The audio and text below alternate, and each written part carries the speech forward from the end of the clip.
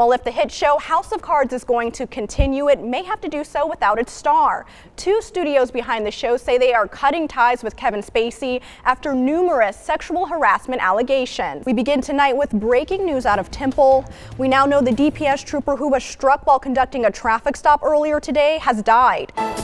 New this morning, the Temple Fire Department is trying to figure out if a house fire was set on purpose. It happened last night around 7 in the 700 block of North 1st Street. The owner of the lease has the right to terminate said lease even if the renter doesn't want to leave. Protesters stormed the Bell County Courthouse today demanding a Confederate statue stay put after a local NAACP chapter called for its removal earlier this week. Dozens of protesters are gathered out here tonight, many of them sporting signs like this one. Doug and Leslie, after a 7-hour-long standoff, police have taken the suspect into custody. That happened about an hour ago in this area behind me. And if you take a look all the way back there, you'll see a red truck. That's where all the action happened. And we caught it all on camera. Yeah, if you're just tuning in, I've been talking about how excited I am to go shopping when we get off air, and now I'm hearing there's rain. It's what we've all been waiting for. The time has arrived.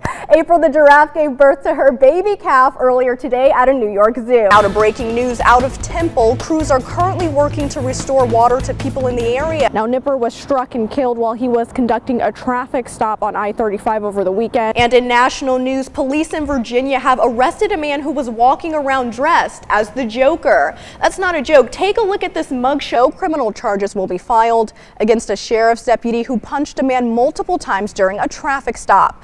Now, here's a look at the video of that altercation. And if you take a look behind me, you can see several of these units have been completely destroyed. These floodwaters destroying homes across Beaumont. An undercover witness took the stand today saying the rival bikers came to Twin Peaks that day ready for a battle. A clean woman is facing backlash online tonight after calling out craft store Hobby Lobby for selling decorative cotton-filled vases she found offensive. The woman expressed her concern over the product through a Facebook post that quickly went viral. Channel 6 News reporter Emani Payne spoke exclusively on camera with the woman and joins us now with more. Hi, Emani. Doug and Leslie, I spoke with Danielle Ryder earlier today. She sent a Facebook post to Hobby Lobby's online page asking them to remove a raw cotton vase because it reminded her of slavery. Since then, thousands of people have spoken out against this. Giving the overwhelming negative reaction to her post, we had a 2-hour discussion in the newsroom about whether this was something we should even cover, but ultimately decided it's important to cover these issues so those with different perspectives can continue to have open dialogue. The traction on Ryder's post hasn't slowed down yet, and here is how she's reacting.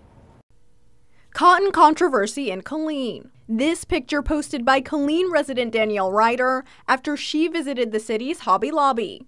The caption reading, "This decor is wrong on so many levels. There is nothing decorative about raw cotton, a commodity which was gained at the expense of African American slaves. A little sensitivity goes a long way. Please remove this decor." In a sit-down interview today, she explains why she's offended. It doesn't represent a decoration to me. It represents a time of oppression for my people.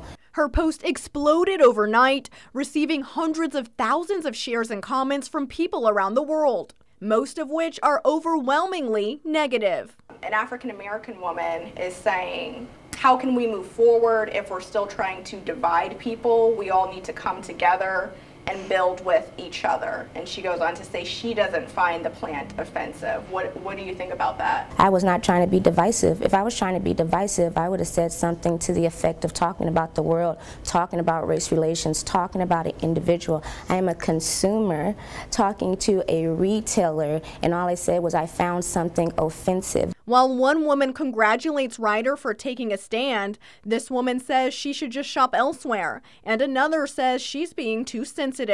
And much of the comments echo the latter. Shoppers at the Hobby Lobby in question have mixed reactions too.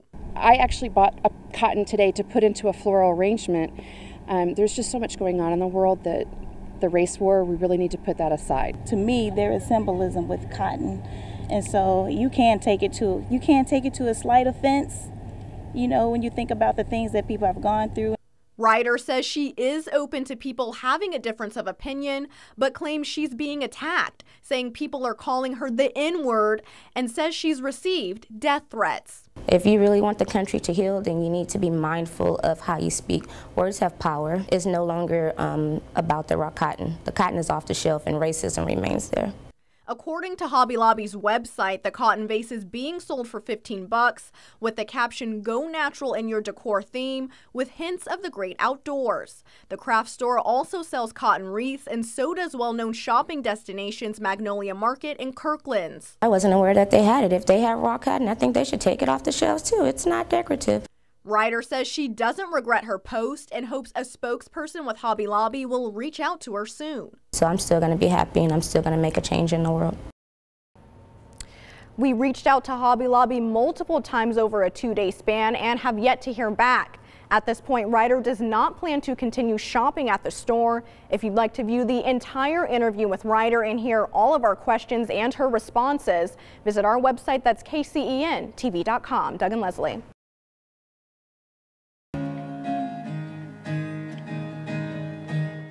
The Texas sun beating down on Netherland didn't keep the folks there from arriving by the dozens to Bulldog Stadium for a night of prayer and healing after Hurricane Harvey ripped through their community. Therefore, we will not fear, though the earth gives way. Pastors normally known for preaching and guiding, called upon tonight to save lives. And Lord, I pray that you would make your people, your church, to be the ministers of comfort in such a terrible time. This pastor working around the clock to comfort those in need. There's so much work that has to be done. There are just lifelong memories that are just lost now. People who have been just devastated. Music playing and hands raised, community members listened in as evacuees, first responders, and those who lost loved ones in the storm were prayed for.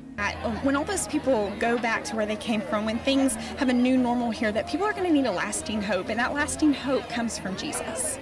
A higher power many are leaning on in these trying times. We were able to get out and come to our stadium today and pray and worship God. There's so many that can't do that. As the saying goes, he heals the brokenhearted and binds up their wounds. And that certainly proved true tonight.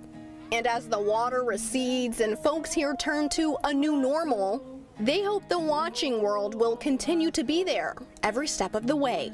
Don't leave after the excitement is over.